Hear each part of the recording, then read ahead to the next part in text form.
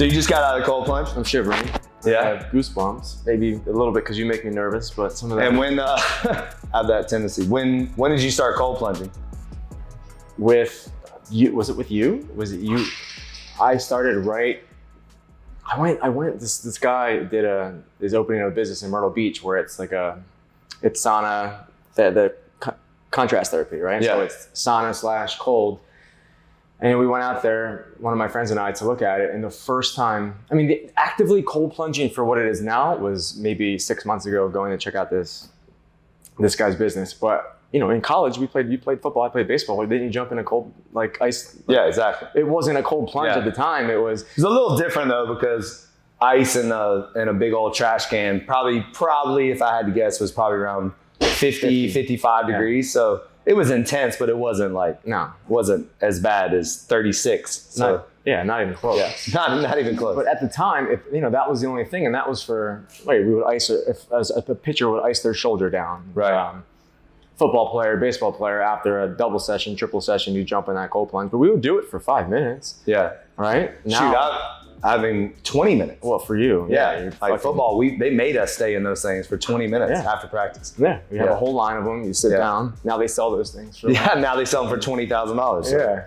But that was the first time I really did it, but never thought anything of it other than like injury, repair injury, things like that, like inflammation, things like that. But with what you do here and for what it is now, Jesus, man, it's insanity. Like, I feel like since the first time I did it, what I last maybe a minute here 6 months ago, it was, you know how it feels. It feels like you feel like at this sense of peace afterward, but like you want to run through a brick wall at the exact same time. Right. But it's the most miserable first, 10, 15 seconds. And then it's not like it gets easier. You just become sort of at peace with it. Yeah, I have a real hard time meditating or quite frankly, sitting still in general. Yeah. And for me, ironically, getting in the ice plunge or the ice bath or whatever you want to call it, that's my meditation. That's where I have to sit still because I'm in a bucket of ice, or cold plunge. So for me, it's really been my go-to meditative thing that I do. And just the commitment is no matter what time of day, I just have to do it once a day. Like no matter what, whether it's the first thing in the morning, in the middle of the day, or at night, it has to be done. Like it's a non-negotiable. Yeah. And it's my suck. It's going to suck. I think people think that the anxiety or the feeling of it is going to go away. And it absolutely, I've been doing it for 3 years now. And every single time I do it, I don't want to do it. Mm-hmm. And that's why I do it. And I think there's something to be said about that in life, that most of the things that you don't want to do are actually the most beneficial for you. Right. And I think you're starting to buy into that concept and well, let's, I want to take it back. Yeah. So tell people a little bit about who you are. Don't they know me already? I don't know. I mean, probably just know you from your hair, but and your good looks. But let people know what you do here in Miami, who you are, and then I want to take it all the way back to how you started with berries. Yeah. So give a little bit of context where you are now, and then take us back of how you got here. So, and it's long, I know, but try to give me currently. The best way if possible. Yeah, that's currently I'm a partner in Berries Miami. So I have two partners. We moved here about 9 years ago. We just celebrated 9-year anniversary. Congratulations. Thank you, man. That's a big milestone. It's pretty big. Yeah. Anything longer than they say business, most businesses close in a year and a half. The fitness business is even tougher. Gyms, the average gym closes in the first year. Wow.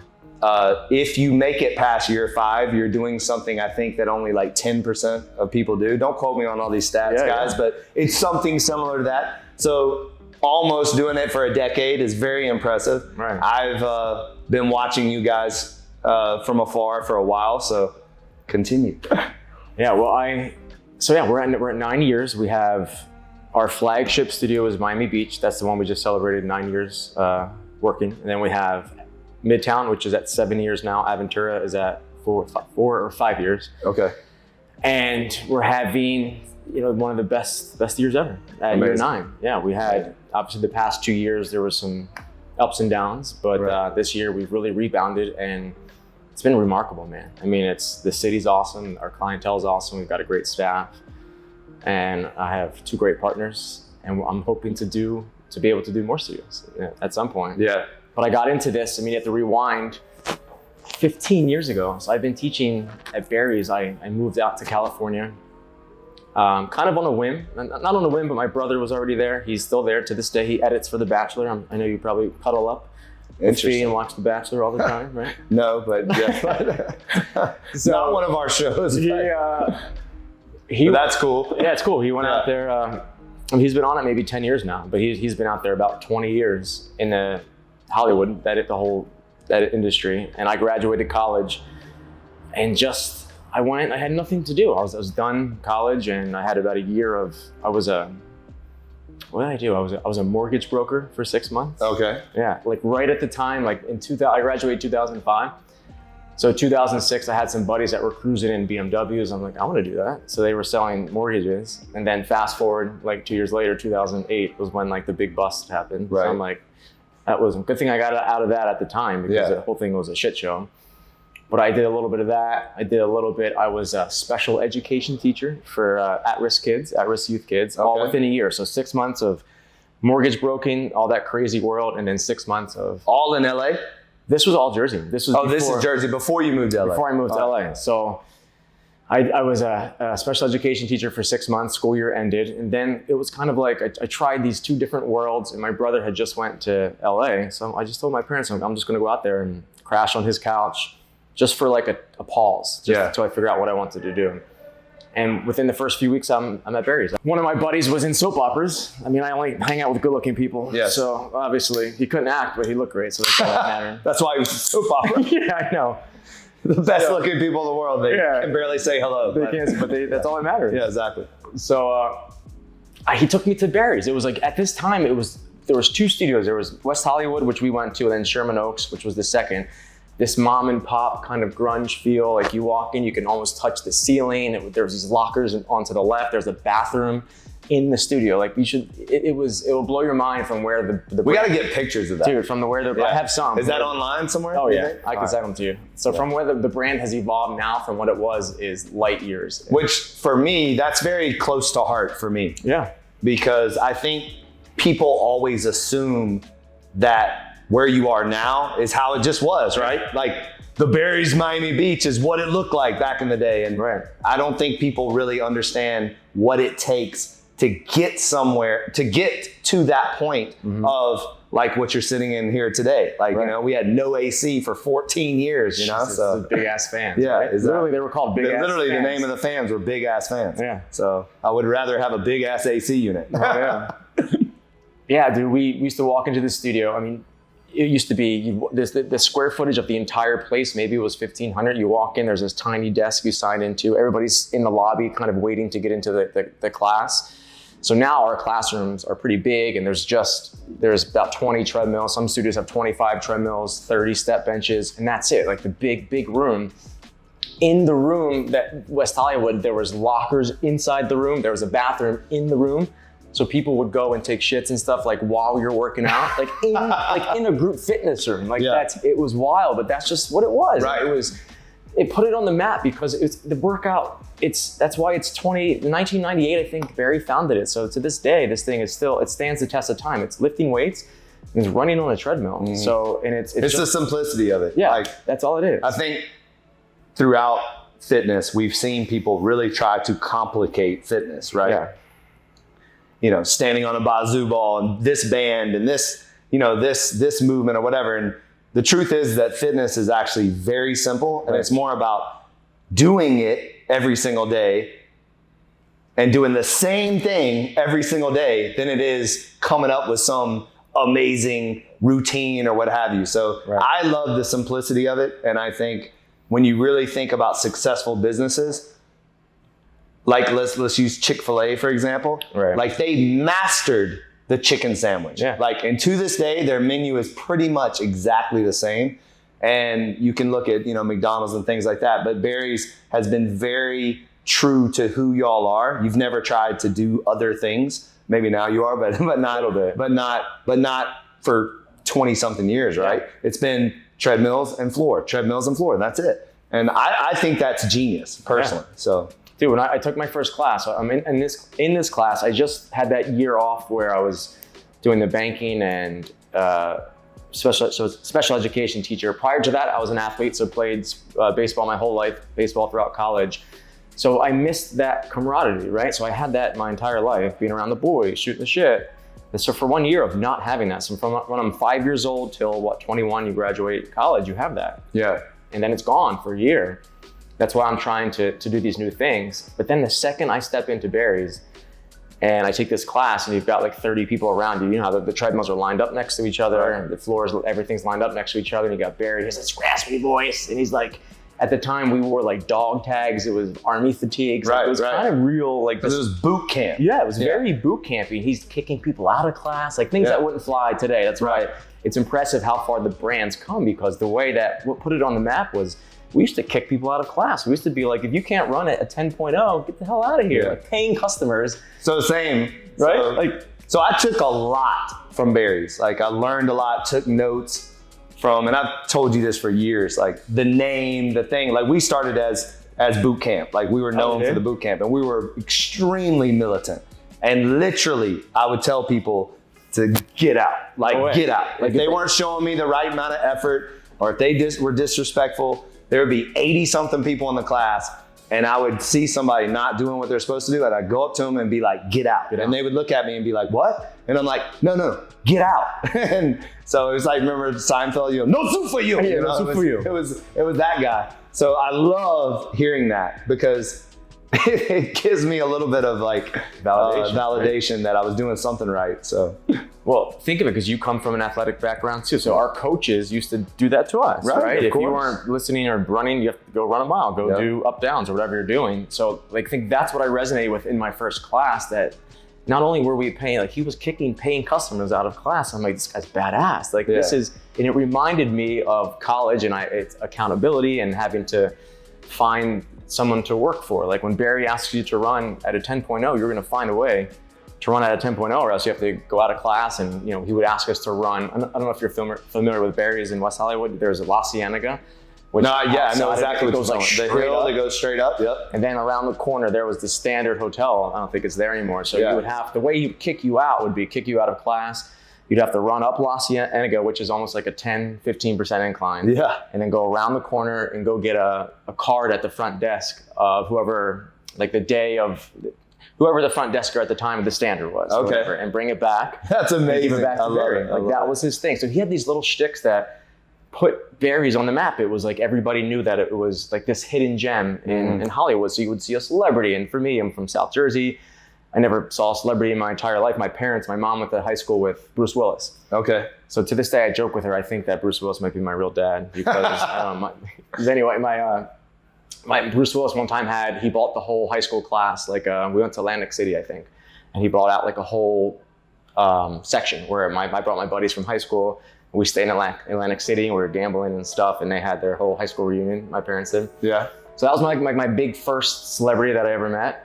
And then I never met a celebrity. So going to West Hollywood, I'm like, all right, maybe I'll see some celebrities in here. So that was kind of a main reason I wanted to go. And then I fall in love with this workout. I'm taking the workout. Barry pulls me to the side in the middle of class. Like I was doing push-ups, and he was really hands-on. Like he jumps on top of me and he's like, give me another 5, give me another 10. I'm like, this is pretty badass. And then he's like, are you a trainer? I wasn't. I knew how to train. I said, yeah. And then he goes see me after class, and we talked for 10 minutes after class, and he goes, all right, take my class for the next 30 days. And then day 31, he's like, we'll get you teaching. And that was literally my training. I took his class 30 days in a row. I had my brother, and we had another roommate at the time. I remember walking up our staircase to get to the apartment, and I couldn't walk. I had my roommate come and like help me walk up, because it was that. You're right. It was intense, man. 30 days in a row is brutal. 30 days, and some of the stuff we did was like outrageous. So I couldn't walk, and my roommate at the time was like, "Are you sure you want to do this?" I'm like, "Yeah, I want to do this." And then day 31, I shit you not, I was teaching a class and I blacked out. I don't even know what I said, don't know what I did. I remember the room being black and I remember people looking at me and me telling them what to do. And it's just like something I kept wanting to do day in, day out. And I got better at it, and it kind of, I don't know, it came not naturally because it was very hard to figure out. And 15 years later, I'm still trying to get better at it. Right. But I've always had a thing with like, I don't know, I've always liked The Price is Right. And like, you know, Bob Barker had that long, skinny microphone and just like commanded the shit out of the room. Like, I don't know, everybody, Bob Barker was a badass. Like he just like had this nice tone and he would just speak, and everything he said, like he's giving gifts away. Like So talk about that, because I think a lot of people see coaches or trainers as people that are just counting reps. Like, you know, give me 5 more, you know, like talk a little bit about that, what it takes beyond knowing exercises and programming and putting a workout together. What else is required to be a successful coach and trainer? You know what I mean? Yeah. I mean, what you've got to make people feel good. Like, I think that's the primary purpose when you teach a group fitness class. And how do you make people feel back good? back to the Bob Barker thing. Like I had this weird obsession with watching Price is Right and wanting to be, it was kind of a joke. I wanted to be a game show host. Because you were in Hollywood, so you could have been. I seriously wanted to do it. You just let that dream die. I think I channeled it through Barry's. Okay. Because, so Bob Barker as the game show host, I mean, I just thought he had the cool skinny mic, but think of what he's doing. He's making people feel good. All he's doing is giving away prizes, cash, cars, whatever. He's making people feel good, right? The guy can do no wrong. I mean, he just was just the guy. Like he had such control of his voice, and he would throw these little, he's not supposed to be funny. He's a game show host. Right. But when he's funny, it's like, it's an added bonus. Yeah. So as I'm teaching these classes, I'm realizing that, well, a lot of it started when I took class, right? As a client, Barry made me feel good. Even when he was yelling down my throat, I just felt good. I felt empowered. It's that feeling you feel after a cold plunge, right? The hardest thing you're gonna do in a given day if you cold plunge is likely the cold plunge. Or if you're sprinting at a 12.0, that's probably one of the hardest things you're gonna do. So it helps build resilience. It helps build with, managing stress the rest of the day. So when I would teach these classes, I used to take so many classes, right? I'm taking 30 classes in a row, 40, 50 sometimes. So every time I taught a class, I'd be able to speak like very passionately because I knew what it felt like to be at a 9.0 speed, 15.0 speed, a 7.0 speed, a 10% incline. I knew what it felt like to hold 10 pound weights, 30 pound weights, 50 pound weights. So every time I would ask a client to do something, I just felt so empowered because I knew how they felt. Does that make sense? Like because you've done it. I've done it. I think the point to that, if I'm hearing you correctly, is that the number one thing you would tell people is that don't be telling people what to do if you're not willing to do it. Yeah. And I see a lot of that in our industry. A lot of our industry thinks like, I'm gonna write the hardest workout possible and drive this person into the ground, but I'm not gonna do that. I'm just gonna tell you to do it. Well, guess what? There's no authenticity to that. They're gonna read your bullshit, and then you're not gonna keep the client. You're not gonna keep the customers. So I would say rule number one is that if you are not willing to do something, then don't expect people to actually listen to you. And you're leading by example first because you learned what to do first before you started telling other people what to do, And I feel like they'll read right through it too. Of course. Client will know. They'll be able to know if an instructor can do that certain speed. And we see that now. We're actually we're having a training process. I have 3 new trainees that are going through our audition and training process. And the main, they need to understand that back in the day, my training process and some of the instructors that are still around, we just took class. So all I want them to do is take class, get a genuine feel of what Barry's is, and then go into a gym at anywhere and find a treadmill, find some dumbbells, and just put yourself through these workouts. So before you tell somebody else to do it, you can speak authentically and passionately, right? So, and to your point about being a hard instructor is something that's so hard to take out of people's heads because so many instructors want, it's not a compliment necessarily, right? To be the hardest instructor. Right. It's not a bad thing necessarily, but if you're too hard, then what's going to happen if a new person takes your class and you're the hardest instructor? The retention. You have to know who to be hard to. Yes. And who to be soft to. And when I say soft, it doesn't mean that you're you're setting them up to fail. It means that there's certain individuals that thrive off of yelling, that like they want you to yell at them, like they need it. And then there's certain individuals that actually need you to speak life into them, to pat them on the back, to encourage them, to tell them they're doing good. Like different people have different motivating factors that they respond to. And I think the difference between a good coach and an excellent coach is the coaches that know how to adjust. Yeah. You know, if you treat everyone the same, then you're going to have the same clientele, which minimizes your reach. So now we're trying to have 500 to 1,000 members, right? We're trying to have all these visits. You're going to limit your class because people are going to be like, I don't want to go to Derek's class. He's yelling at everybody. Yeah. But you could have somebody say, I love Derek's class because he yells at me, and at the same time have a girl say, or a guy say, I love Derek's class because he's so compassionate. Like, you know what I mean? And literally the same two people taking your class are getting a totally different experience because you are adjusting. You're reading the room. Right. You're paying attention. You know, like what I do back in the day what I used to do is, I don't do it anymore, but what I used to do is really pay attention to how people respond to how I talk. So if I'm intense and I get like an eye roll or like, or something like that, then I know I gotta butter their toast a little bit, you know? But if I get like when I yell and they get like, they're like, then I know, okay, this is my guy, like this is my girl, like I can lay into them and they like it. So you gotta be able to adjust. So yeah, that's great. Like read the room, like read your clientele. And don't treat everybody the same way. It's impossible. Like there's a trick to that. What we'll do at Barry's is we'll speak, like if you say you're in my class at Barry's, I'm going to talk. I know I can give you probably a little bit more shit. I can be harder on you. So I'm going to speak to the whole class through you. Like, for example, I would be like, Manny, like if you're slacking, I'd be, the speed was like 8.0 and you're at a 7.0. I'd be like, Manny, all right, come on, pick that speed up. Manny, we're at 8.90, something like that. So then John or Joey or Jane next to you, who may be a little bit less in speed, they'll just be like, oh, Manny's raising his speed, kind of like the energy. I'm going to innately raise my speed. Yep. And then you call somebody out that won't get offended. Yeah. So it's to then, and if you guys don't understand Barry's at home, Barry's is in the studio. He's on a microphone. Yeah. So everyone can hear what he's saying, even if he's only speaking to one person. So that's actually a great tip. Yeah. So yeah. That and then reading the room, we have a box, right? It's basically a box. There's 50 people in the classroom.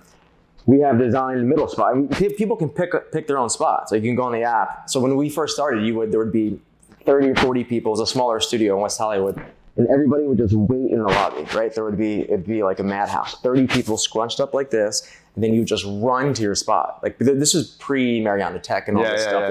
You have to write your name down on a piece of paper to sign into class. So everybody would run into the class. Everyone wanted to start on the treadmill first, and then whoever didn't get it, they would start on the floor.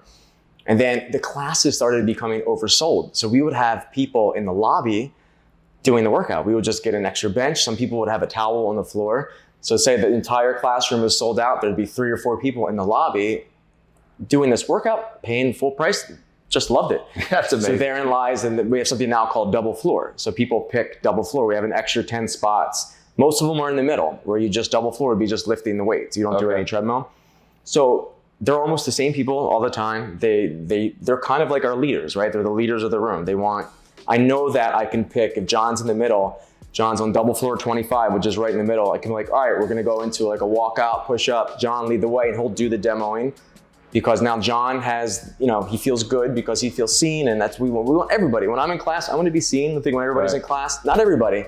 So my point is, maybe John, whoever signs up in the middle, they want to be more seen. They're willing because they signed up in the middle. They're willing to do more of that extra work, or that's how they get motivated. But then you have, maybe Sally or John, the other John, all the way in the corner of the room, who doesn't quite want to be seen. He doesn't quite want the attention. So that's how, like to your point, like reading the room, being aware is massively important, especially in a group fitness class, right? Yep. You don't let them slide by any means, but you just kind of, I'd be like, I see you in the corner, Sally, or I see you in the corner, Jane, whoever it is, and that's it. That's like enough to be seen, but that's all. So as I hear you, like just kind of describing and the fact that you're still doing it. Yeah. It just, in my mind, I just kind of thought, I was like, what has you still doing it? You know what I mean? Like, cause we get this a lot in our organization, I'm feeling burned out, like, and it's just, I always laugh at that. So I always like, what does that even mean? Like, because that's not even in my vocabulary. Like, right. This is a part of my life. Like, it's not like I need balance or I need no, this is life for me. Like, it's not like work and then life. It's like, no, this is part of life for me. So for you, what do you think's the testament for your longevity? What do you think has been the drive, or can you pinpoint anything that, why are you still doing what you're doing? Like, and why do you still love it? And what is that? Like, what is that for you, Yeah, no, for sure. I think burnout happens. And for me, if I feel like I'm becoming, I know when I'm burning out, if I'm feeling more resentful than I am fulfilled. Like, I'm completely fulfilled teaching these classes, working there. My entire life up to this point somehow has come through the doors of Barry's. I met my wife, I met her at my class when I moved to Miami 10 years ago when I was single. I'm opening up this cool business. I'm like, I'm gonna meet all these girls. And then I meet her within 6 months and fall in love. and the rest is history. We have 2 beautiful kids and she's amazing. So like, I feel like in a sense that so much has happened to me. When I was in LA, I had so many cool opportunities with different businesses and silly reality shows, but they all came through the doors of Barry's. And so I have a close relationship to the brand. That's not the only thing. There's some times where I teach 15, 20 classes in a week that I start this feeling of resentment. Like, God, why am I still doing this after so long? I need to step back. I'll take a few days off and then I'll go back in and I'll feel that fulfillment again. And I think a lot of the reason is, there's a ton of reasons, but one that sticks out is how many, you have the same opportunity here to meet somebody new. How many people go to work every day and meet new people? Like, I simultaneously see the same people, some of what we'll call regulars that come in, that they're coming back day after day. So we're doing something that's making them feel good, that's making them feel fulfilled, that's empowering them. So in and of that self, that just feels good to make people feel good, right? But then also when I get to meet somebody new, today I taught a class, there was a birthday party of 10 people from Canada, and it just was cool. Like, it's just a great feeling that they're here for the weekend. There's 1,000 things they could have done, but they came with balloons and cakes and they wanted to go to my class and celebrate their birthday. No, that's the best. Like, that's really We had a guy cool. celebrate his 36th birthday here. So 36, like, it's not even like a special birthday. And he brought I think it was 33 people. That's awesome. And he came up to me and he was like, this is the only place where I wanted to have my birthday. And it's just really cool to see a grown ass 36-year-old man. He was like 6'4", 200 plus pound guy that's a avid, legacy guy. And he's like, this is where I wanted to have my birthday. So that's awesome. There's nothing better than that. There's nothing better than that. How cool is that? Like, when I used to go on vacation prior, I don't know, maybe before Barry's, the last thing I would really think about, I would do a little workout in the gym or something like that, but more it was, I want to drink and party and just be on vacation. Yeah. As my career's evolved into fitness, I try to keep that balance still. Still, if I go on vacation, I'm not going to go the last thing I really think about, because maybe my career centers around fitness, is on vacation that I really want to do a workout or anything like that. So for me, it's the coolest thing. If people, they value Barry's or they value our class and they prioritize that on their 3-day weekend, on a bachelor party or bachelorette party, or during weddings. We've had a wedding on a Saturday night and then they would be the whole bridal party or whatever would be in our class on Saturday morning. That's amazing. I love that. It's the coolest thing. So I've come up with all these different playlists with wedding songs, and it's just like, it's me kind of living. Sing to them too, I'm sure, of course. Jump out of the cake. I'll do anything they want, man. The wedding singer. The price is right, But there's a fulfillment like no other, that I could still kind of be that Bob Barker / game show host. I've toyed with the idea of stand-up comedy a few times. I haven't tried it because kind of my point to it, Bob Barker, sometimes he would say these silly zingers that would just nail. Yeah. Because he's not supposed to be really funny. He's just supposed to just be the game show host. So if I'm teaching a class, I don't know, sometimes I'll throw stupid stuff out just to make me, and like there's like 3 people in class that I know like will get my humor or whatever. And it's just, it's funny because it's not supposed to be funny, if that makes any sense. Yeah. But I don't know. I'm 15 years, man. I never would have thought 15 years into this thing. When I first started teaching classes, 2007, group fitness wasn't that much of a thing. It was like aerobics, right? It was like you go to the gym and then there would be a room in the corner that would have aerobics with the step benches. So when I told my buddies from home, I'm like, yeah, I'm teaching group fitness. They're busting my balls. They're like, what are you doing, aerobics? I'm like, no, this is something cool. I'm like, and they never believed me. Which don't knock that, because I did that. I taught aerobics. Did you? I did step. I was in those aerobics rooms back in the day. Yeah. Like, you know, that's what paid the bills. Oh, yeah. I'd do anything back then. But look how far fitness has evolved since then. Well, we opened November 2008. And like I said, a lot of my inspiration, my brand building was very in alignment with Barry's. Watching Barry's, where they were going, reading articles, paying attention. If you change your website, I was like, why did they change their website? That's cool. If you change your pricing, I was like, oh, I'm gonna change my pricing. You know, and it was never in a competitive manner. It was always in a respectful manner that Barry's came before me, start really paying attention to their strengths and giving honor to that, but then finding your own voice and your own way to essentially do something similar, but in a different way. Right. So, and that's what I just kind of hung my hat on, is like, okay, take notes on what y'all are doing good or excellent, I should say, and then find your own identity, you know. And I think we've done that. I guess I could segue into that. We're going to obviously talk more about the Barry's thing, but you we'll let the cat out of the bag. You know, you train here. Yeah. Love it. You probably hate that I just said that. No, dude. Everyone will be stalking you here. But you've been training here for how long? Like a couple of years now, right? Yeah. Since I think our mutual friend G thought that we would be, which he was right. He put us in touch because he thought we had similarities and we're both meatheads in our own way. And I'm a little stronger than you, but slightly.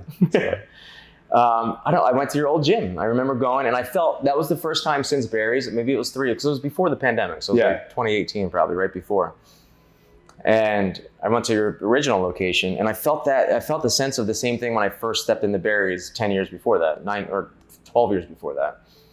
That I took the class, and we had, you got the circuit, the push pull, and it brought me back to all feelings of being in that college environment, being in that like camaraderie environment. You guys do what is it? The pit. Yeah. What is this? What is this? Yeah. Yeah. So, I mean, it's interesting that you say that, because so the first thing you just said is walking into a college environment. That is exactly why I created Legacy. So for me, I came from a college football background. And when you would walk into a college football weight room, there was chalk flying, the music was blasting, guys with their shirts off, it was hot, and there was just a camaraderie, a feeling of energy as soon as you walked in there, that it was like, okay, it's time to work, you know? And I felt like the traditional gyms, when you would walk into them, it was more like there was a weird, awkward feeling, like the music was kind of low. You had a front desk girl looking at you crazy, like, is this a member or not a member? You had these offices on the right-hand side. Everything was sectioned off. You have a cardio section, a free weight section, a machine section, the aerobics room in the back. You know, it was not community built. It was very, like I said, like boxed off and sectioned off, and there wasn't enough energy in the room. And I just could not stand that environment. And I was like, I gotta change the environment of what is so-called commercial gyms. And that's what I was trying to get across. So it's actually humbling to hear you kind of describe it the way I would describe it. You know? Yeah, I think you nailed it. And I think there's something to be said for innovating, exactly as you said. I think business in general is exactly what you said. You took what Barry's does well and you tried to make it your own, and you nailed it. But that's business in general. I think that's what it is. There's people that try to copycat a business exactly. But then you've got to market for that at some places as well. But is that going to work out? Yes, no, maybe so. You know, it's worth a shot. But what you got going on here is what I love about it is I could still kind of do my own, because I don't do the classes as much. I like coming to the gym, but I'm feeding off the classes because you got the music from the class rocking the whole place. Right. So it's pretty cool. It's the first place I've ever been to that doesn't have, you have everything together. Open, right. Yeah, it's badass. So I can feel like I'm in the class, but then I can do my own thing, and you've got everyone's kind of listening to the same music. Sometimes I'll put a podcast on or whatever, but for the most part, I'm stealing, you know, why I love Barry's so much is that there's that, you could steal energy of somebody next to you. If somebody next to you is running, like the cold plunge is this meditative experience, right? Running at, you know, we used to sell shirts that say, I can do a 12.5 or something like that. That at the time was as fast as the treadmills can go. Now they're at like 20. But, and that is a badass feeling. Like if you could get to that 12.5 or whatever that is, a 10.5, whatever that is to you for 30 seconds, the only thing you could focus on for 30 seconds is running on that machine. That's meditation. That's basically what meditation is in the cold plunge. But anyway, bring me back to this is when I took my first class, I felt that same feeling when I took my first Barry's class. So hell yeah, but like, I love this place. I think business should be complementary, right? So I believe, we've talked about this before, but I don't believe in competition as much. I believe in working together. I believe in learning from each other. I believe in, I would in a second tell anyone, and I've always told people to, if you're gonna come to Barry's, I would complement that with a yoga class, with a different class, or go to the gym, right? Like it's, sure, we're a one-stop shop, and do people come 5-6 days a week and they love it? Yeah, that's awesome. We have that too, and you have that as well. But I truly believe in, you know, trying new things and supporting all businesses around. And I agree. And I think, you know, Miami has been notorious with this cutthroat fitness environment where it's like us against them kind of mentality. Even the CrossFit community back in the day was very against each other, which just really didn't understand. It's like you're doing the same thing. So I think I would really, really love to see the fitness community in Miami come more together and understand that you're not going to be the right fit for everybody. Like a person is going to walk into a certain place and either they're going to want to be there or they're not. Like you're really not, you don't have the magic potion, you know? And I think we're also living in a world that wants variety, that needs variety, that wants to do 2 days a week at Barry's, wants to do 2 days a week at Legacy, wants to do 3 days of hot yoga, wants to do Pilates, wants to, they want to mix it up. They want a little bit different. And I think as the fitness community, what we can do a better job of is not shunning someone that has a Barry shirt on when they walk in the gym or a Orange Theory shirt on if they go to Barry's. Like, it's like, guys, silly. They're trying to be their best self. They're investing in fitness. We should support them no matter what. And we should be open to collaboration. We should be open to learning from each other. We should be open to growing from each other. And if you think you know it all, or if you think your gym is the best gym, then you're really missing out on growing. You're gonna miss out. You're gonna miss out on relationships, and you're gonna miss out on improvement, because no one is the best. There's no such thing as the best, because you might be the best today, right, but then someone could come out and beat your best tomorrow, right? So it's better to use the word better. I'm improving, I'm becoming, than it is, oh, I'm the best trainer, this is the best gym. Like, it's just ludicrous. And I think that you want to strive to be the best, but that is a daily commitment, because people are coming for you every single day, whether it's a business, an individual, or whatever. Like, so maybe talk about that a little bit. And again, I think it has adjusted a little bit. So I'm not trying to shun the fitness community in Miami in terms of, because I would say I've seen a little bit of a shift in the last 5 years, but back in the day, it was cutthroat. Like, if you even mentioned you went to another gym, it was like, you're a loser. Like, it was like, what? And it was very competitive, like really competitive. And the truth is, it should be competitive. Yeah. But it should be coming from a place of service and identifying that the people coming to you are searching for a fitness journey, right? Like, they're trying to find what works for them. They're trying, especially when you're dealing with people that are out of shape and overweight. Like, if you have people coming to you and they need your advice and your support, and they need your guidance on how to lose 30 pounds or to get in the best shape or to, help them with their sicknesses or what have you, or their injuries or whatever it is, then you just need to be open to the fact that they might be using more than one facility, more than one trainer, more than one coach. And I think there's just this stigma out there of that, you always have to proclaim that you're the best, you're the best, you're the best. So I guess speak on it a little bit from your perspective of like how you view that, I think it stems from insecurity, right? It's always silly to me to hear, there's kind of a subset of that is when I used to teach class, and even to this day, I'll hear some instructors, not so much anymore, right? I think this was probably going back to the West Hollywood days where it was a little bit more cutthroat. So that same mentality, but within now instructors. So think of like if one of my clients, who we all share clients because it's a group fitness, would go to somebody else's class. It's like me saying, hey, Barbara, why are you not in my class? Because there are a bunch of instructors that used to do that a lot, and it just seems, it's awkward. It makes the client feel weird. Of course you shouldn't shun somebody, especially it's still berries. Yeah. Like they're still supporting berries. It was mind-blowing to me, but it happens. It happens in our organization too. Yeah, I feel like it happens with most, because I've heard it. I would go to a group fitness class, and I would hear that to me, like an instructor would come up. This would be if I did a spinning class with my wife or something a long time ago. They would be like, why are you not in my, they would both be behind the front desk, and the other person like, oh, you're not in my class today? But the other instructor is right here. I'm like, this is just weird. I'm like, just say hi and just thank you for coming. Exactly. And clients feel sometimes my regulars will come in, I'll see them leaving the class before. I'm like, oh, sorry, I missed your class today. I'm not cheating on you. I'm like, no, I'm just so thankful that you're here and that I get to see you right now. And that's like real and genuine. And I understand the feeling of, it's like breaking up with like your dentist or something like that. It's like, I don't know about the dentist, because nobody likes the dentist. Yeah. Sorry, dentist, but nobody likes you. Something like, shout out to Omar. We can't stand you. I don't know, like a personal trainer or something like that. Like breaking up with them is awkward. So I understand that feeling. It's like the best analogy is the hair person, right? Okay, that's what I meant.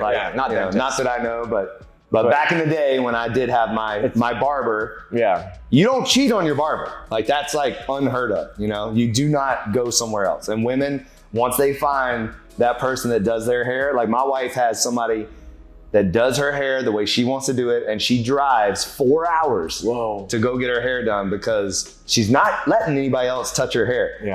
But and I get that. I get that to a certain extent. But we're talking about group fitness, and then also we're talking about the same facility, like the same establishment. I think that's gone. I'm not gone now. I think that'll always be there because insecurity is in human nature. It's human. It's going to happen. It's just who can channel it in a way in which it makes most sense. But for businesses, like you were saying about being the best, that's something you sent me too. Simon Sinek. Yeah. Is that how you say his last name? Sinek? Sinek, yeah. The Infinite Game. I've read it already twice, and I brought it up in our instructor meetings. Have you read Start With Why? His first one? Not his first one, no. You got to go back and read that one. That'll put even more context on the Infinite Game. But it's fascinating. No, it's amazing. It's better to be better than it is to be the best, right? So with business, it's just silly to try to be in a competition with somebody when there's not, it's not apples to apples. NFL there's 11 players. That's his analogy. Exactly. There's 11 players. And there's a referee in game. Right. Like the clock stops at the end of the fourth quarter and they declare a winner. Yeah. There's no such thing as winning life or winning business. It's infinite. It never stops. Mm-hmm. So you might be the best today, but I'm telling you, you literally might not be the best tomorrow. And what I don't understand too about it is that there should be a sense of respect amongst colleagues and people that do essentially the same thing. Trainers and coaches and people in the fitness business, they wake up early. Mm-hmm. They're in the service industry. They're constantly pouring into other people. It's never about them. It's always about the client. They're staying up late a lot of times. So it's early hours and late hours. It's long hours. Mm-hmm. It's a lot of people having to deal with a lot of people on a constant basis. We should respect that they're in the same field. We should honor the fact that they're in the same field. We should look at them and say, I can relate to them, right? Like instead of saying I'm better than them, like, and you might be better than them, you know, you might be.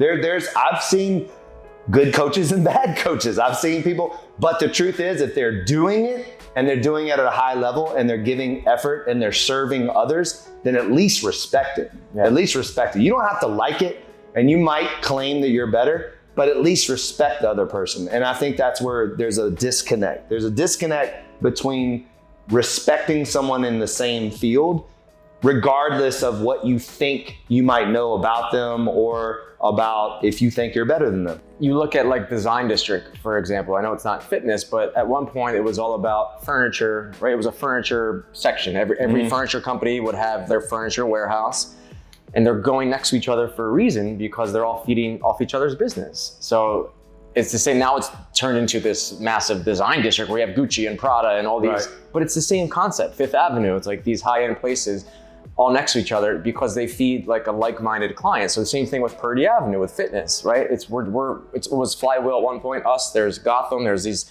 yoga places coming around. You've got Pura Vida, like, so you've got this health and wellness section. So to me, it's almost absurd and silly to think that there's competition or any reason to like ever speak negatively about another brand when you guys everyone is so like-minded doing the exact same thing like we talked about. Exactly. You know? So I've had the luxury, or whatever you want to call it, the privilege of training like a lot of celebrities and athletes. And I know you've gone down that road too several times, and one in particular. So do you have any fun stories to share?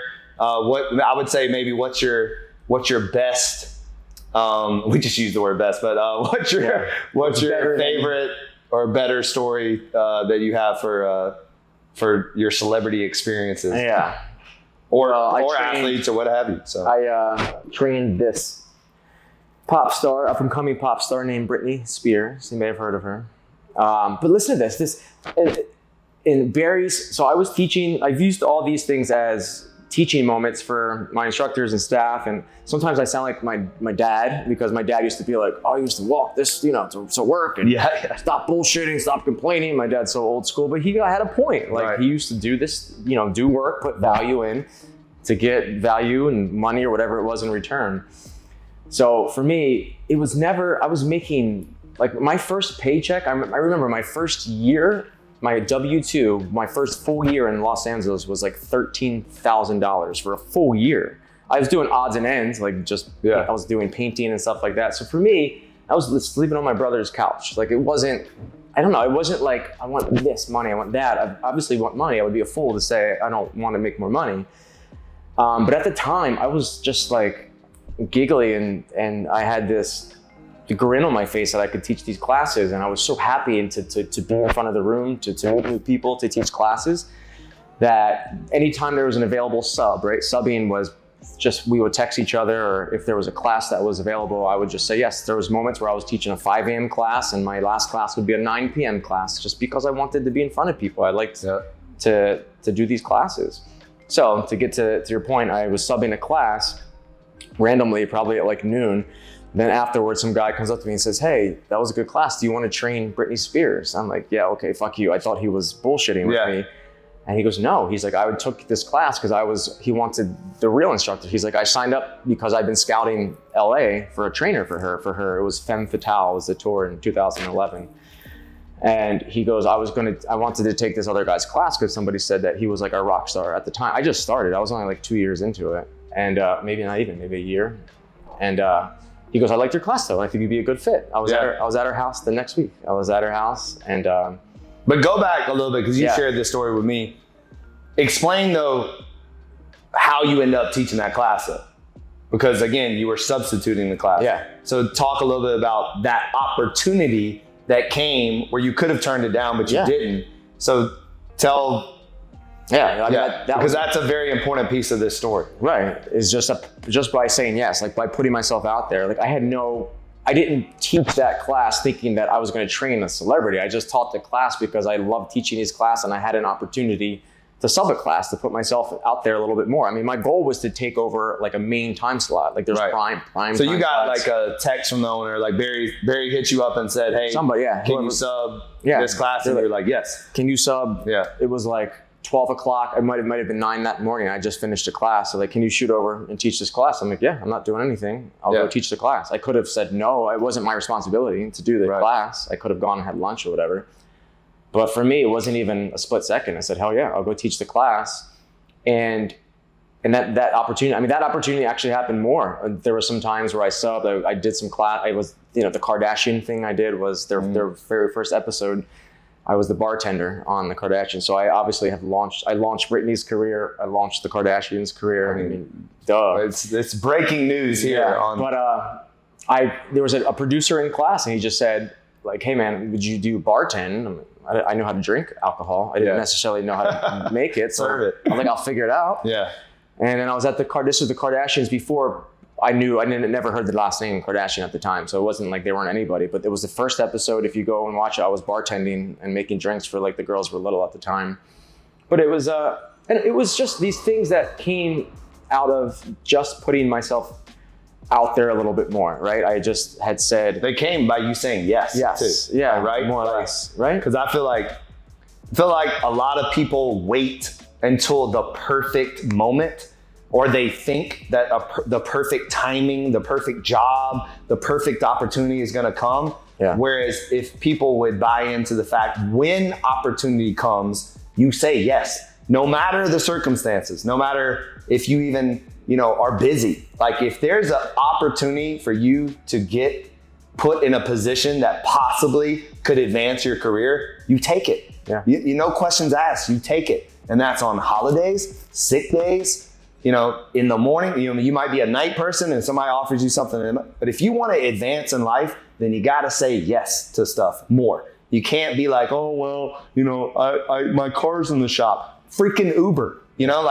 figure out a way to make the most of that opportunity when it presents itself. And by saying yes more, especially you young trainers out there, saying yes more than you say no, promise you will elevate your career. Yeah. And stop asking for more money too. Yeah. Oh my God, dude. I remember I called when I never asked, or did I receive a raise? I think I may have. I was at Barry's 7 years in West Hollywood. I never once asked for more money. I never thought of it being a career. I was running around. I was bartending at the time a lot. I was doing all these other odds and ends jobs. I was a waiter, bartender, cleaning windows. I was doing like commercial acting and a little bit of modeling and stuff. So I didn't really know what I wanted to do. I just knew that when I was at Barry's, I was lighting up. I was happy. I was fulfilled. And I think that I only look back after I've learned more throughout life and evolved, and that I was providing value, right? My value without the expectation of anything in return, right? So by the time I actually wanted something, which was after 7 years, I wanted my own studio, right? So Barry's they opened up in Chelsea, New York, and it went through the roof, man. I mean, it was insane. And that was the first time everybody was like, whoa, this is not just a hole in the wall in West Hollywood. And the second that it went through the roof, I approached the owners at the time, and it was almost like a handshake deal. They're like, yeah, sure, you can have a studio. And I think I had a great relationship with them. To this day, we have a great relationship. I mean, they're different owners now. They're out of it now. But at that time, it was just garnering a great relationship. It was not being involved with drama. I think for people that get involved with drama, you're always known for being drama, involved with drama. So like you're forever going to be known for that. And it just, to me, it's not something I've ever been gravitating to. I've never been in a fight before. And like, I'm just not like that person. I'm not sure that's a positive thing. Yeah, right. But I need my man. I told him we're going to duke it out one day just so he can experience it. I just need to punch somebody and get punched just to feel it. But at the same time, like I've always been able to be pretty even keel. I manage my emotions. Which this could be a blessing or a curse. I don't get too high. I don't get too low. And sometimes I'm just really straight in the middle. So I think at moments I could go either way a little bit more. But back then, when I look back at it, it was just delivering value without the expectation of anything in return. If you do that, it's impossible. And if the value is delivered and And if it's not money in return within like a week or two or a month or a year, it's going to be something. There's going to be a Brittany or an opportunity or something that's going to come. Well, a lot of people don't understand the concept of planting seeds. Yeah, it's hard. For me, for those 7 years, you were planting seeds, and you couldn't see, if you ever know how things grow, they grow with the root first, right? So they're growing, but you can't see it because they're building the foundation. So you planting those seeds the entire time, underneath was building this foundation that you could stand on to then go to Miami and set up your own studio. And see, without all that experience, you would have came to Miami and fell flat on your face. But those 7 years were giving you all that experience. Now your roots are strong in the ground, and then all of a sudden that tree blossomed into 3 studios in Miami, and now you're here still today. Most people want to skip steps.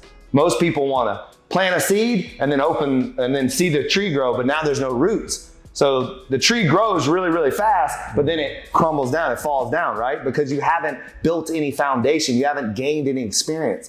So it's just a great example of that, in my opinion. Like hearing you talk, like this is what dedication, commitment, consistency looks like. And you're not asking for things before you are able to really take them and go places. Like a lot of people want things before they're ready.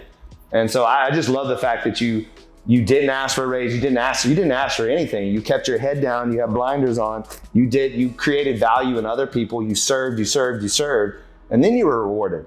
Yeah. It's like you got the reward because of what you put in.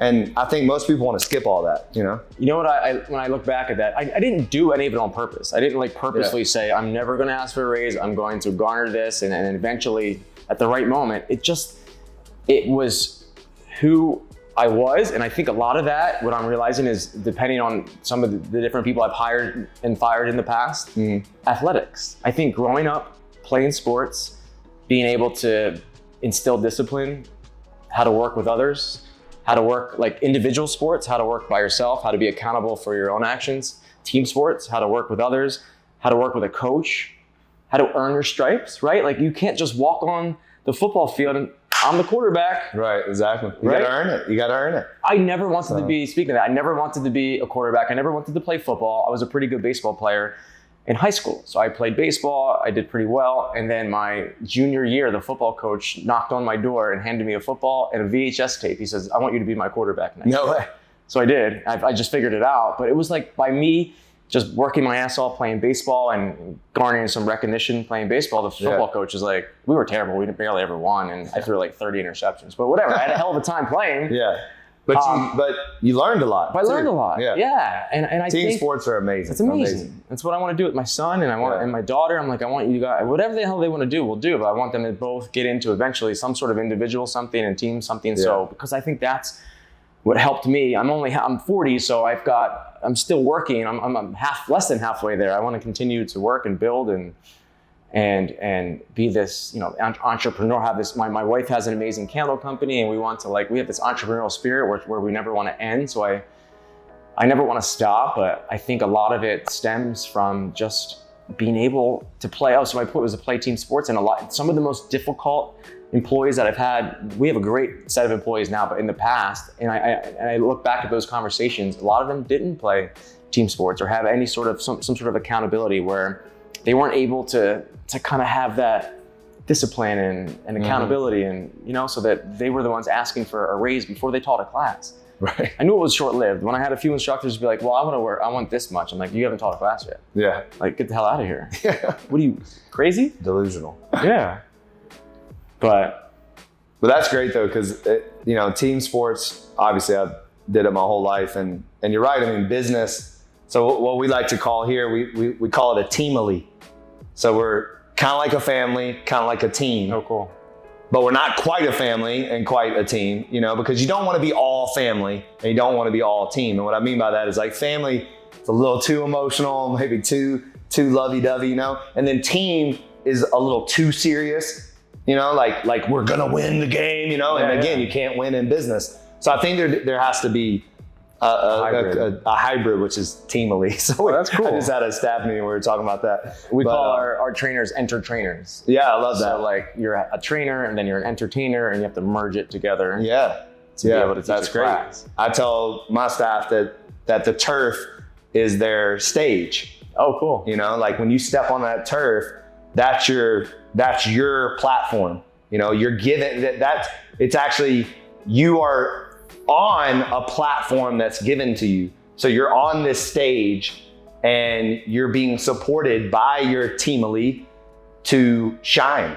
Like, and I tell everyone, I want you to be a star on the stage. Like, I want you to be a star, but use your team elite, use your support, and always make sure that you're giving homage to that. You know what I mean? So I want you to be a star, but it's not look at me, look at me, look at me. It's I'm gonna knock this out of the park and be a star while I'm on the turf.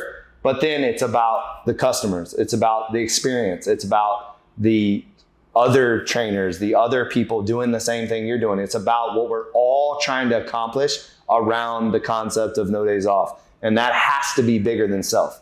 It can't just be about them, but still be a star. You know, like I think there's this weird notion that we're not allowed to be like badass, you know, like we got to be like this whole, you know, humble. Like, of course, I believe you should be humble, but you still should knock it out of the park when you're in front of 40 people trying to teach a class. Like people should walk away going, oh, I need to go back to that. Like that girl crushed it. That guy crushed it. Like you want people to remember you and you want to give them a reason to come back, but you just need to make sure that your intentions are in the right spot by honoring those that have come before you, honoring those that will come after you, and then honoring the brand that you represent, whether it be Berries or Legacy or whatever, you know? So that's a great point. Well, I talk about the Berries, or like the legacy across your shirt or the Berries across our shirt is always going to be bigger. The brand is always going to be bigger than any individual combined, right? Together. So if I left Berries tomorrow, there would be some ebbs and flows, and the numbers may go down for a couple of weeks. But guess what? There are people still going to want to take Berries. They're still going to go there. So I'm very aware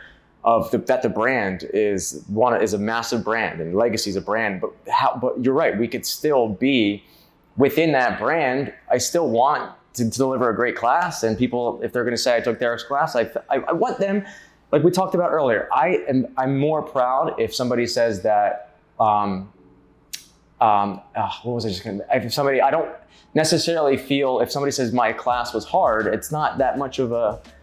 It doesn't necessarily make me feel that great, as opposed to if somebody said that like they enjoyed the way I made them feel. Right? Exactly. It's the old. Is it Maya Angelou? I think she said something like people are never going to remember what we said or what you did, but they're going to remember how you. They're always going to remember how you made them feel. 100%. Our saying is that we want you walking out better than you walked in. Yeah. So if I can, and I see it all the time, as people walk in, they'll head down, you can tell having a rough day or whatever. And then when they're walking out sweaty and smiling, I'm always go up to them. I'm like, you're having a better day, right? You know, because this is the anchor for them. This is the thing that see, that's another thing that coaches and trainers need to understand, is that the reason why it's so important to make them feel good is because they are literally coming to your class to feel good. Yeah. Like they're either having, So true. it's like, that's the only reason they're coming. Yeah. Like they want to leave feeling good. Otherwise, why are they there? They're not, you know, the funny thing is they're not coming for a six pack. They're not coming, even half the time, they're not even coming to lose weight,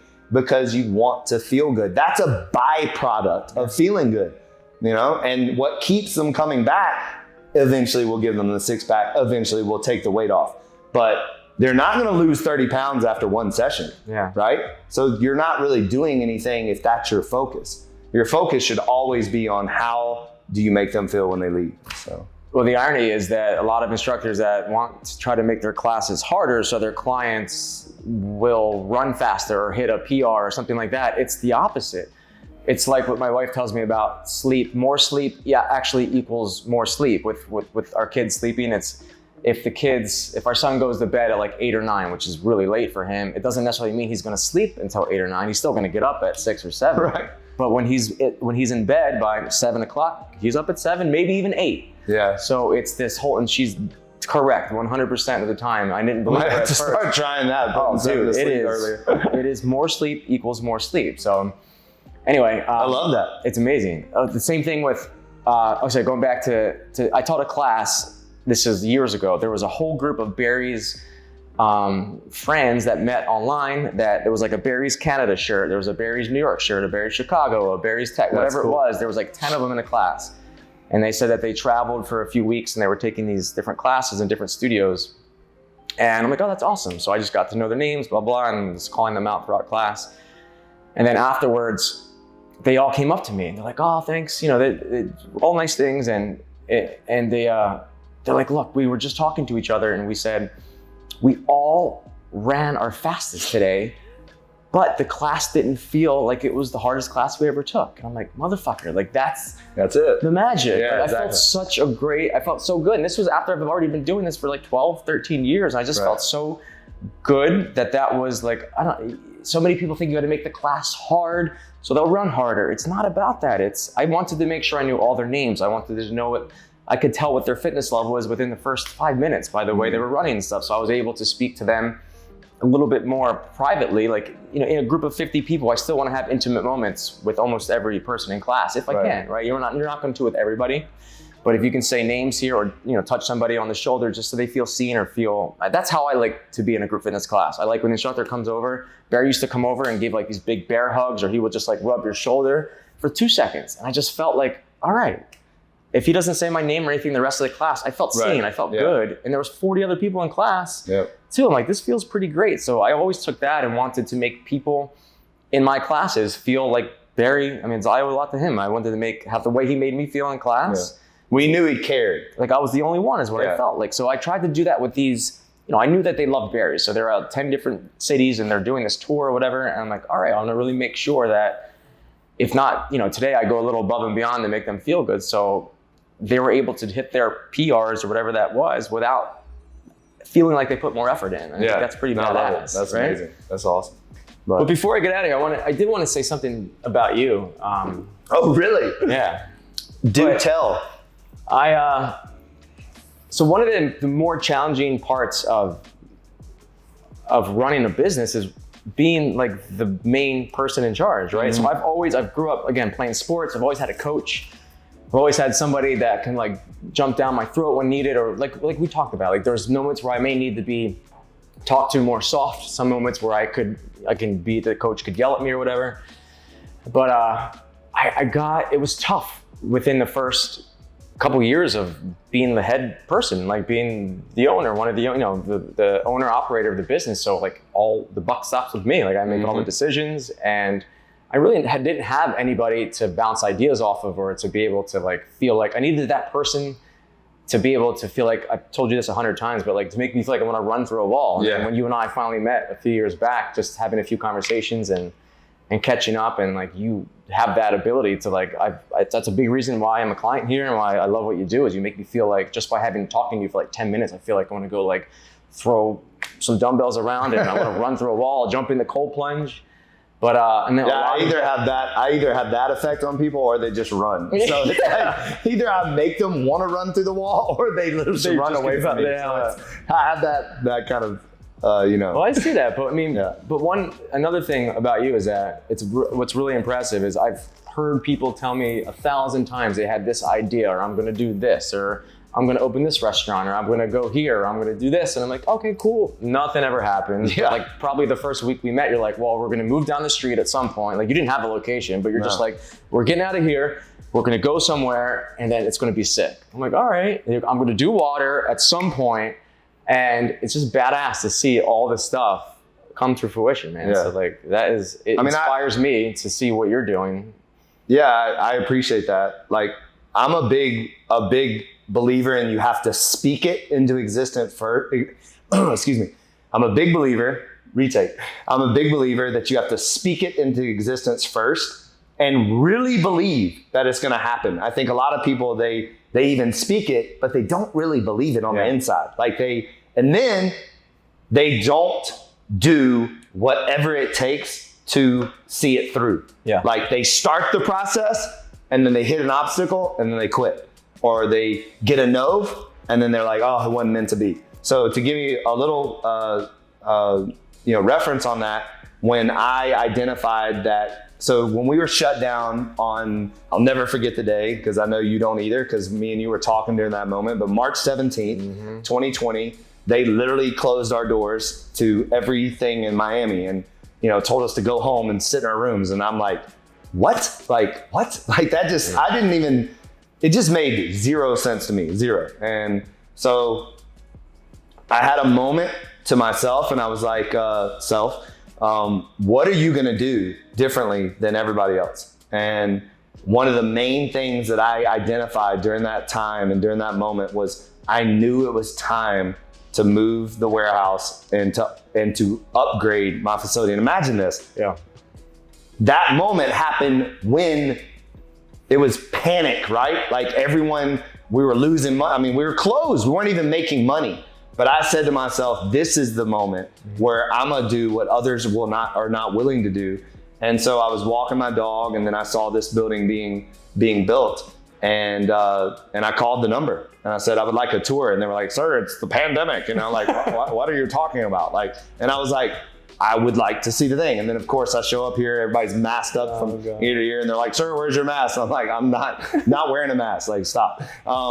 And they gave me a tour, and I sent them an LOI, and they said no. And they literally were like, "No, we don't want you." And so I was like, "All right, that's cool." And then about a month later, I hit them back up and I said, "You sure you don't want me?" And they were like, "No, we want." And they were funny because they actually said, like, "We'd rather have a Berries or a Equinox," and like that. And then anytime anybody says that, I always laugh. I'm like, "Oh, okay." So 3 months later, they hit me back and they said, "We did some digging, we did some research, and we actually now know who you are. And we didn't realize who you were, and we apologize, and we would love to have you, and can we start negotiations again?" And then I negotiated and signed a lease in August of 2020, and expanded. But to your point, I mean, like, if you don't identify what you want, and then number two, if you don't speak it into existence, and then number three, more importantly, if you don't go after it with everything you have, regardless of what happens in those moments of you have to say to yourself, like, okay, I'm gonna do this, right? And in that process, you are going to have setbacks. It's not gonna be some road that goes like this and you're running and it's hard, but it's all uphill. Yeah. No. You're gonna be running like this, and then you're gonna go down, and then you're gonna go down, and then there's gonna be a brick wall, and then you gotta bust through it, and then you gotta go backwards, and you gotta climb. I mean, it's a roller coaster ride of emotions, of feelings, of circumstances, of setbacks, of obstacles. But what are you gonna do to keep moving forward? And that's what separates the great ones and the people that are just kind of like going through life and making money and whatever. But like, that's not who I am and not what I'm doing. Like, we will build an iconic brand. Like, you know, one thing with the Waters, like, this will be a badge. It will be a Nike swoosh one day. Like, it is something that will be hopefully in Berries one day, hopefully, you know, across the country in all kinds of gyms, Pilates studios, yoga studios, bodegas, restaurants, hotels, what have you.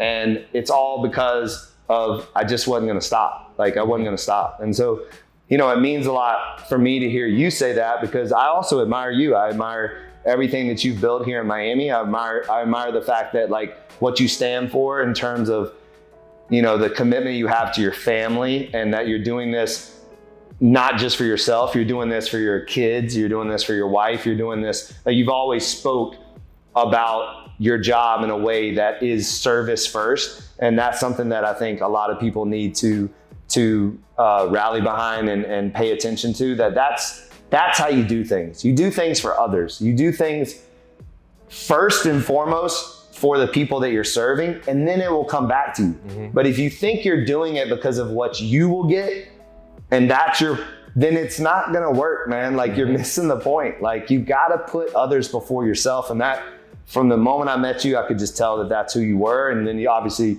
as we've gotten to know each other, I've seen it in you. We have the same experience. My business partner, James, and I were 10 years ago. I was 30, he was like 26 or something. We first got here, we got in touch with the people on Purdy. Berries wasn't that big 10 years ago. It was growing. Yeah. We were this 11th studio in the portfolio when we opened up Miami Beach. There's like 85 now. So 11 is still that's still young, very new. young. Exactly. Yeah.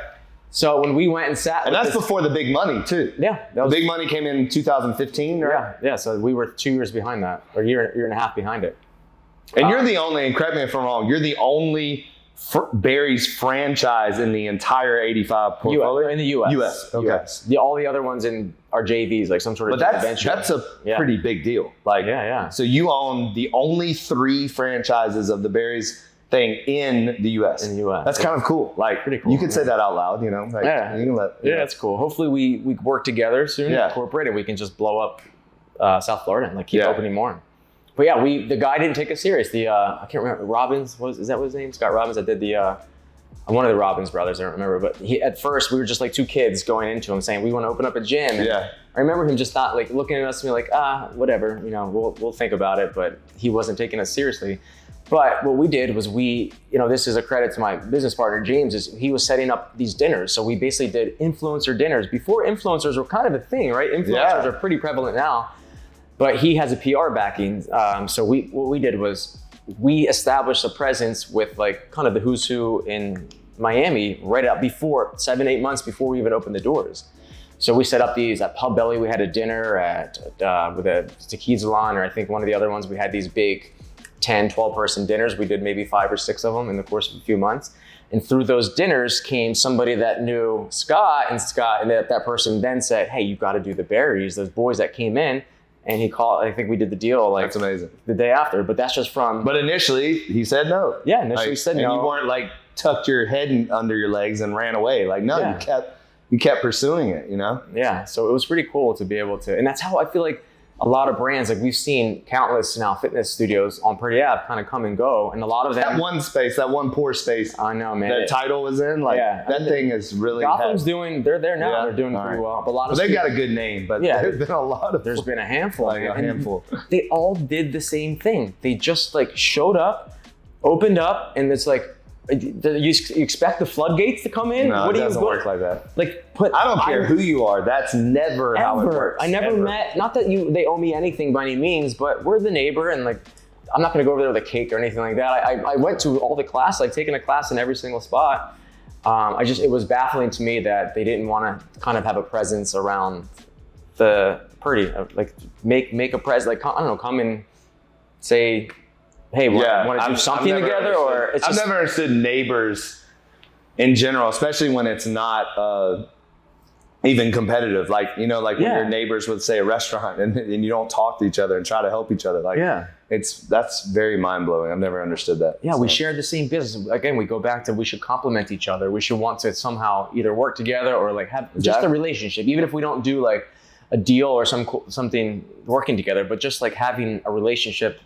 The math of collaboration is multiplication. Like the more you collaborate, usually stuff comes back to you, and it expands your reach. You know what I tell like my coaches is that let's say you have 3 people come to your class. You know, like we have typically 40 people, right? But let's just say it's a slow day and you have 3 people. If you take that class off. You don't know if that 1 out of those 3 people know 400 people.